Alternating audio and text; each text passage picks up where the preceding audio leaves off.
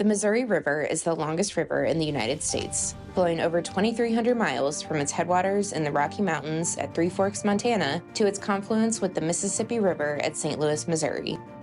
Flowing right through the Heartland, the Missouri River is a vital resource to the region and the nation. This season, we will hear stories of how the Missouri River was tamed into the river it is today and the future that lies within its muddy waters. The Missouri River has always been a challenging system. It's a very large system. Just in general, I think the Missouri River, it demands respect. Welcome to the Corps Chronicles, where we bring you the stories of the Heartland. In this episode, we will introduce the Bank Stabilization and Navigation Project, also called the BSNP, and the three dredges that help to tame the Missouri River. Travis Rayfield. I'm the District Commander and District Engineer for the Kansas City District U.S. Army Corps of Engineers. Dane Morris, Program Manager for Navigation Restoration on the Missouri River. My name is Heather Shaughnessy, and I'm in the River Engineering section with the Kansas City District.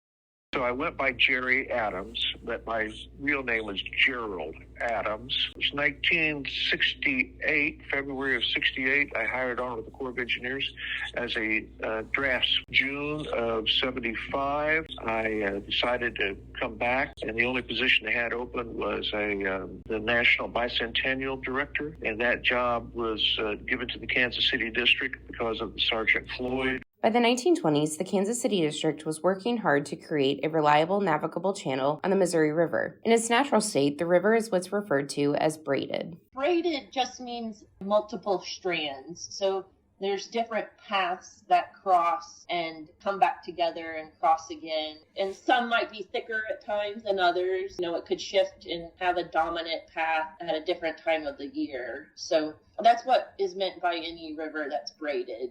Congress originally authorized the creation of a stable navigation channel on the Missouri River through the Bank Stabilization and Navigation Project. The BSNP has been around for over 100 years now. The two primary purposes of the BSNP is to stabilize the river to one location, and that's the bank stabilization piece. The Bank Stabilization Navigation Project isn't meant to prevent all erosion, but in general, the bank is stabilized into one firm fixed location so that there's consistency and reliability in where that channel is. The second piece of that is the navigation, right? So it stabilizes it into one place, one alignment, I should say, and then it provides for a self-scouring 9-foot deep by 300-foot width channel. Unlike other inland waterways, the Missouri River operates and is maintained as a self-scouring river. What gets unique is the Missouri River has maintained its operation and maintenance as a self-scouring system of the waterways that are still used for major inland navigation.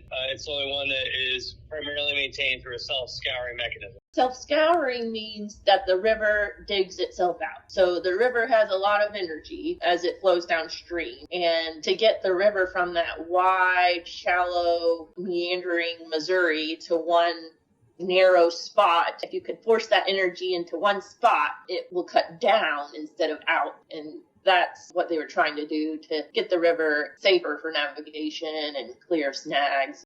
Although designed to be self-scouring, dredging was required in locations where the flow of the river lost its ability to move sediment or in areas where large amounts of sediment occurred. Vessels, called dredges, removed sediment and debris from the bottom of the river. The Mitchell, the Meriwether-Lewis, and the Black were the three dredges used to stabilize the navigation channel on the Missouri River. Dredges also dredged the bottom, got the silt and the muck out. They pumped that off onto the land side, and they dug some borrow pits and filled them with this dredge material.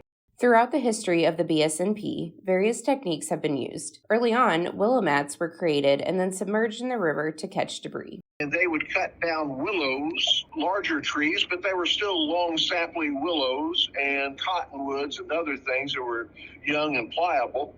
And they would weave those into mattresses. They would eventually sink these mattresses to either form bank protection, or the mattress would get sunk between pilings that were driven in the river every 300 feet. And these mattresses would be suspended between those pilings, which would then start catching limbs, debris, trees, dirt, silt, sand, everything else. These willow mats were part of a larger system of structures that were used to create the congressionally mandated navigation channel on the river. They used a lot of different techniques over time that kind of evolved, but to confine the river, they mainly used two types of structures. One is more of parallel to the flow or parallel to the bank. Those are called revetments. And then dikes, those are more perpendicular to the flow. Some of these original structures can still be found on the river today. And there's actually some really neat places that have hand-placed rock. They called them one-man stones that, literally one man could pick up that big of a stone and place it, and it's still intact today. It's beautiful to see, especially compared to stone that's been just placed by barge with a track hoe. It's amazing how much was done then by hand.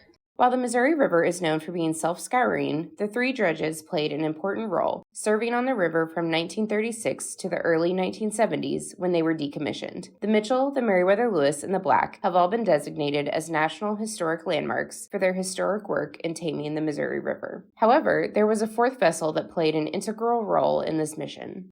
So the tugboat was the Sergeant Floyd. Do you know any of the history of the Sergeant Floyd? Oh, you ask a dangerous question now. Next week, we will take a closer look at the life and legacy of the Sergeant Floyd, the Missouri River's infamous towboat. This has been Corps Chronicles, Stories from the Heartland.